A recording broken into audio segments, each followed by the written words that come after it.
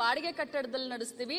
ಉಳಿದಿರೋದನ್ನ ಶಾಲಾ ಕಟ್ಟಡಗಳು, ಸಮುದಾಯ ಭವನಗಳು, ಯುವಕ ಸಂಘದಲ್ಲಿ ನಾವು ನಡೆಸ್ತಾ ಇದ್ದೀವಿ. ತಮ್ಮ ಗಮನಕ್ಕೆ ಕೂಡ ನಾನು ತರಲಿಕ್ಕೆ ಬಯಸ್ತೇನೆ. ಈಗಾಗಲೇ ಸುಮಾರು 2,000-2,500 ಅಂಗನವಾಡಿಗಳನ್ನ ನಾವು ಸ್ಕೂಲ್ಗಳಲ್ಲೇ ನಡೆಸ್ತೀವಿ. ನಮ್ಮದು ಏನಿದೆ ಅಂದ್ರೆ ಗುಣಮಟ್ಟದ ಆಹಾರದ ಜೊತೆಯಲ್ಲಿ ಉತ್ತಮ ಶಿಕ್ಷಣವನ್ನ ಕೊಡ್ಲಿಕ್ಕೆ ನಾವು LKG UKG ನಾವು ಇದನ್ನ ಮಾಡ್ತಾ ಇದ್ವಿ. ಅದರ ಜೊತೆಯಲ್ಲಿ ನಾನು ಮಂತ್ರಿ ಆದ್ಮೇಲೆ ಎಲ್ಲಾ DC ಗಳ ಮೀಟಿಂಗ್ ಅನ್ನ ತೆಗೆದುಕೊಂಡು ಏನು ನಮಗೆ ಸೌಲಭ್ಯ ಎಲ್ಲಿ ನಮ್ಮ ಸರ್ಕಾರಿ ಜಮೀನಿದೆ ಅದನ್ನ ಕೊಡಿ ಅಂತ ಕೇಳೋದಕ್ಕೆ ಈಗಾಗಲೇ ಮಾನ್ಯ ಮುಖ್ಯಮಂತ್ರಿಗಳ ಸೂಚನೆ ಮೇರೆಗೆ ಈಗಾಗಲೇ ಸುಮಾರು 6,000 ಮೇಲ್ಪಟ್ಟು ನಿವೇಶನಗಳು ನಮಗೆ ಸಿಕ್ಕಿದಾವೆ. ಈ ವರ್ಷ ಬಜೆಟ್ ನಲ್ಲಿ 1,000 ಕಟ್ಟಡವನ್ನ ಕಟ್ಟಲಿಕ್ಕೆ ಕೂಡ ನಾವು ಪ್ರಾವಿಷನ್ ಮಾಡ್ಕೊಂಡಿದ್ದೀವಿ. ಆದ್ರೆ ಲೋವರ್ KG ಅಪ್ಪರ್ KG ಶಾಲೆಯಲ್ಲಿ ಶುರು ಮಾಡಕ್ಕ ಅದಕ್ಕೆ ದಯಮಾಡಿ ಅಡ್ಡಿ ಮಾಡಬೇಡ್ರಿ. ಯಾಕಂದ್ರೆ ಸರ್ಕಾರಿ ಶಾಲೆ ಉಳಿಬೇಕು, ಸರ್ಕಾರಿ ಶಾಲೆಯಲ್ಲಿ ಸಂಖ್ಯೆ ಹೆಚ್ಚಾಗಬೇಕಂತಂದ್ರೆ ಲೋವರ್ KG ಅಪ್ಪರ್ KG ಸರ್ಕಾರಿ ಶಾಲೆಯಲ್ಲೇ ಹೇಳಲಿಕ್ಕೆ ಬಯಸ್ತೇನೆ. ತಮ್ಮ ಕಾಳಜಿ ನಮಗೂ ಗೊತ್ತು. ಆದ್ರೆ 50 ವರ್ಷ ಆಯ್ತು ಅಂಗನವಾಡಿಗಳನ್ನ ಪ್ರಾರಂಭ ಮಾಡಿ, 50 ವರ್ಷ ಆಯ್ತು. ನಾವು ಕೂಡ ಕಲಿಕೆ ಜೊತೆ ಉತ್ತಮವಾದಂತ ಗುಣಮಟ್ಟದ ಆಹಾರವನ್ನ ಕೊಡ್ತೀವಿ.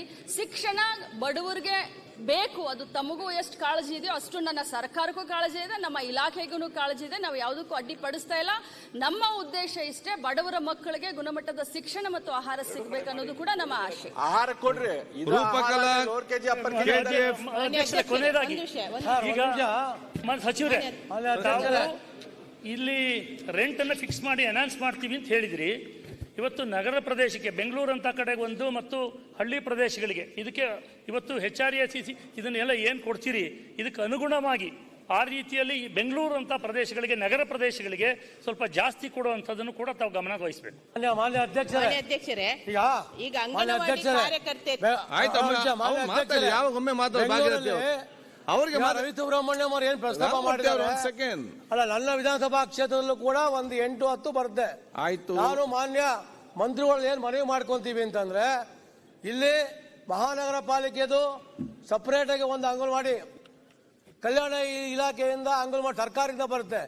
ದಯಮಾಡಿ ಇಲ್ಲಿ ಉತ್ತಮ ಗುಣಮಟ್ಟದ ಆಹಾರವನ್ನು ಕೊಡ್ತಿಲ್ಲ, ಸ್ವಚ್ಛತೆಯನ್ನು ಕೂಡ ಕಾಪಾಡ್ತಿಲ್ಲ. ರವಿ ಸುಬ್ರಹ್ಮಣ್ಯ ಅವ್ರು ಹೇಳ್ದಂಗೆ ಅಲ್ಲಿ ಕೂಡ ಬಾಡಿಗೆ ಕೊಡಕ್ಕೂ ಕೂಡ ಆಗ್ತಿಲ್ಲ. ದಯಮಾಡಿ ಯಾರೋ ಒಂದು ಇಲ್ಲ ಮಹಾನಗರ ಪಾಲಿಕೆ ವಹಿಸ್ಕೋಬೇಕು ಅಂಗನವಾಡಿನ, ಇಲ್ಲ ಅಂತಂದ್ರೆ ಕಲ್ಯಾಣ ಇಲಾಖೆ ವಹಿಸ್ಕೋಬೇಕು. ಕೊಡಬೇಕು. ಅಲ್ಲಿ ಯಾರು ಬರ್ತಾ ಇದಾರೆ? ಯಾರೋ ಪಾಪ ಕೂಲಿ ನಾಲಿಗಳು ಮಾಡೋ ಮಕ್ಕಳು ಕೂಡ ಅಲ್ಲಿ ಬರ್ತಾ ಇದ್ದಾರೆ. ಅದು 4-5 ಜನ ಬರ್ತಾ ಇದ್ದಾರೆ. ದಯಮಾಡಿ ರಿಕ್ವೆಸ್ಟ್ ಮಾಡ್ಕೊಳ್ಳೋದು ನಿಮ್ಗೆ, ಒಳ್ಳೆ ಗುಣಮಟ್ಟದ ಅಲ್ಲಿ ಒಂದು ಕೊಠಡಿಯನ್ನು ನಿರ್ಮಾಣ ಮಾಡಬೇಕು, ಗುಣಮಟ್ಟದ ಒಂದು ಆಹಾರವನ್ನ ಕೊಡಬೇಕು, ಸ್ವಚ್ಛತೆಯನ್ನ ಕಾಪಾಡ್ಕೋಬೇಕು. ಆ ದೃಷ್ಟಿಯಿಂದ ಮಾಡ್ತು ಅಂತಂದ್ರೆ ಅಲ್ಲಿ ಒಂದು ಒಳ್ಳೇದಾಗುತ್ತೆ ಅಂತ ಕೇಳ್ತೀನಿ. ಮಂತ್ರಿಗೆ ಅಂಗನವಾಡಿ ಕಾರ್ಯಕರ್ತೆ ಈಗಾಗಲೇ ಗೌರವಧನ ಬರೇ ಕಡಿಮೆ ಇರುವಂತದ್ದು 10,000 ಒಳಗೆ 8,000 ಇದೆ. ಅವರಿಗೆ ಹೆಚ್ಚು ವರ್ಕ್ ಗಳನ್ನು ಕೊಡ್ತಿದ್ದೇವೆ ನಾವು. ಎಲ್ಲಾ ಅಲ್ಲ ಮೇಡಮ್, ಅದು ಕೂಡ ಅದನ್ನು ಸ್ವಲ್ಪ ಕಡಿಮೆ ಮಾಡಬೇಕು, ಅವರಿಗೆ ಸಂಬಳ ಜಾಸ್ತಿ ಮಾಡಬೇಕು. ಮತ್ತೆ ಫುಡ್ ಈ ಹಿಂದೆ ಅವರಿಗೆ ಬೇರೆ ಅಲ್ವಾ? ಅಲ್ಲ, ಅದು ಅವ್ರು ಸಿಗಲ್ಲ ಮೇಡಮ್, ಮತ್ತೆ ಸಿಗುದಿಲ್ಲ. ಬೇಡ ನಮ್ಮ ಆಫೀಸಿಗೆ ಬರ್ಲಿ ಪುರ್ಸೋತಿಲ್ಲ. ನಿಮಗೆ ಗೊತ್ತು, ನಾವು ಮಂಗಳೂರಿಂದ ಬರ್ಬೇಕು ಎಷ್ಟು ಕಷ್ಟ ಉಂಟು. ಎಲ್ಲ ಬ್ಲಾಕ್, ಮೈಸೂರು ರೋಡ್ ಬ್ಲಾಕ್, ನಮ್ದು ಮೇಡಮ್ ಅಲ್ಲಿ ರಿಕ್ವೆಸ್ಟ್ ಮಾಡೋದು, ನೀವು ಯಾರಿಗೂ ಅವಕಾಶ ಕೊಟ್ಟು ನಮ್ಮ ಮಹಿಳೆಯರಿಗೆ ಮಾತಾಡ್ಲಿಕ್ಕೆ ಒಂದು ಅವಕಾಶ ಕೊಟ್ಟಿದ್ದೀರಿ. ಧನ್ಯವಾದ. ಗ್ರಾಮೀಣ ಪ್ರದೇಶದ ಅಂಗನವಾಡಿಗೆ ಅನುದಾನವನ್ನು ಬಿಡುಗಡೆ ಮಾಡಿ, ಹೊಸ ಅಂಗನವಾಡಿಗಳಿಗೆ ಆದಷ್ಟು ನಮ್ಮ ವಿಧಾನಸಭಾ ಕ್ಷೇತ್ರ ಕಾಲೇಜಿಂದ ಅನುದಾನ ಒದಗಿಸಿಕೊಡ್ಬೇಕಂತ ವಿನಂತಿ ಮಾಡ್ತಿದ್ದೇನೆ.